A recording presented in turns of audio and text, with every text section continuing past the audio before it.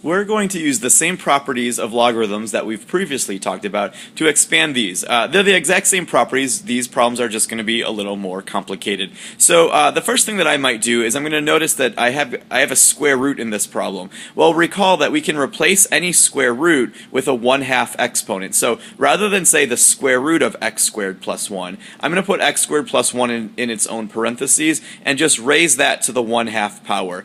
Any square root is the same thing as a 1/2 power, so I can kind of now ignore that piece of the problem. So what I have then is two pieces being multiplied together. I've got this x times this x squared plus 1 to the 1/2. So what I think I'll do is I'll start by separating those out. So I'm going to write this as log base 3 of x. Now remember, a multiplication problem separates or expands into an addition problem. So plus log base 3 of, and then this whole piece, the x squared plus 1 raised to the 1/2. Well, one more thing I can do to expand this a little bit further, recall that any exponent can be moved to the front and become just a coefficient multiplier. So I'm going to go ahead and do that. So this first piece is already done. It's just log base 3 of x. That's as expanded as that can be.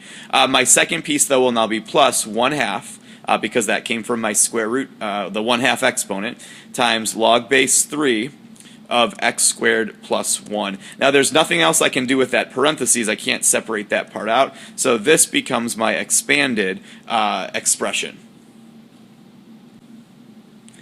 For our next example, we have the natural log of two pieces that are being divided. Well, again, let's begin this problem by separating this out. To separate a division problem, we separate that using subtraction. So I'll do the natural log of x squared minus the natural log of x minus 1 to the 3rd power. So those two pieces, anytime we had division before, we separated with subtraction. It's still the same on these problems here.